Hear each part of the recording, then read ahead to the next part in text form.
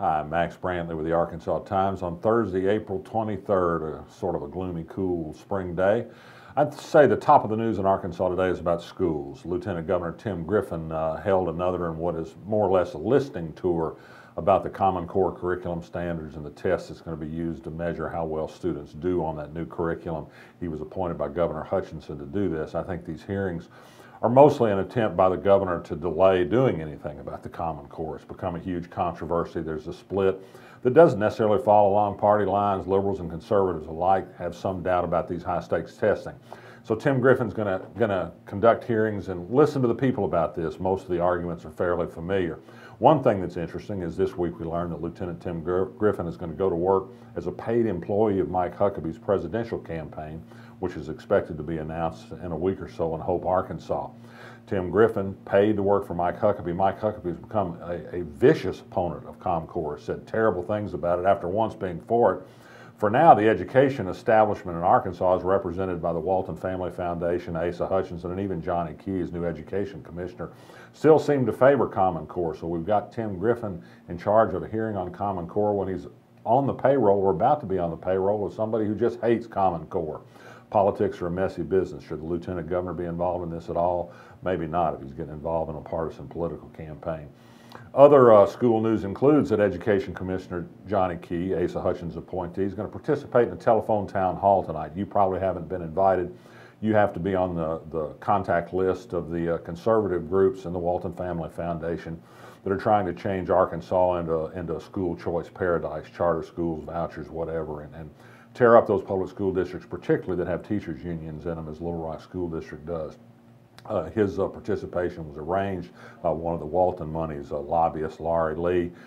This comes at a time when people in Little Rock School District would like to get Johnny Key on the telephone and ask him some questions about why Dexter Suggs was kept as superintendent of the Little Rock School District and why he was paid $250,000 to go away when he proved to be an incompetent leader. So far, we don't really have much of an answer from Johnny Key on that. If you get to call into the town hall tonight, perhaps you could ask him that question. Finally, there was a symbolic thing I put on the blog this morning about the changes here. A teacher at a middle school in Little Rock showed me the deplorable conditions of the textbooks in a classroom there. This is at a time when we spent $250,000 for an incompetent superintendent, but a teacher's been told that they can't afford to replace worn-out textbooks. This morning, the Arkansas Democrat-Gazette raised legal questions about whether the vice chairman of the State Corrections Board, Mary Parker, who teaches criminal justice at UALR, should remain on the board since she's just recently married the #2 man in the State Corrections Department. The law itself isn't very clear on the point. The Arkansas blog makes the point that there's an obvious conflict of interest. Parker, who served on the board since 1993, probably should leave the employment at the agency to her new husband. It just presents an appearance of family-run business at the Correction Department, which has often been a problem with that department. The appearance of conflict is sometimes as bad as actual conflict.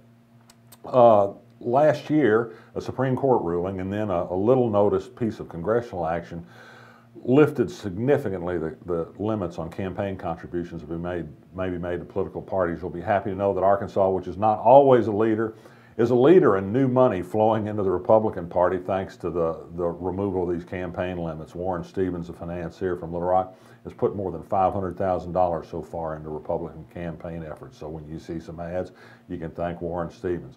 The Arkansas Supreme Court today again did not issue a ruling on the same-sex marriage case. It did send a procedural indication that it may yet decide one of the procedural questions pending before it, that is, who exactly should vote on this issue. I still think the chances that the Arkansas Supreme Court will rule before the U.S. Supreme Court does are remote. It's a pity, it's a shame. It's not a good reflection on the court that a case is dragged on for nearly a year without justice. Today, the U.S. Senate voted to confirm, after 5 months, Loretta Lynch as Attorney General. She's the first black woman to hold that position. 10 Republicans voted for. No, of course not. Tom Cotton and John Bozeman of Arkansas were not among those who voted for the historic black woman's appointment. Finally, some reading recommendations for you. David Kuhn has written a cover story in this week's Arkansas Times. It's online now, also in newsstands.